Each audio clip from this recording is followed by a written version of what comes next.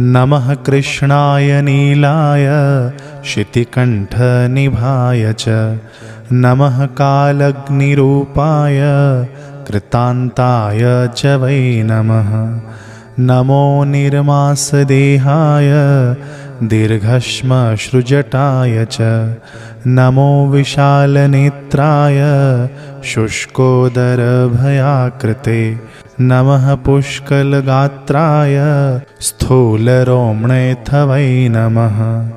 नमो दीर्घाय शुष्काय कालद्रष्ट नमोऽस्तु ते। नमस्ते कोटराक्षाय दुर्निरीक्ष्याय वै नमः। नमो घोराय रौद्राय भीषणाय कपालिने नमस्ते सर्वभक्षाय वलीमुख नमोऽस्तु ते। सूर्य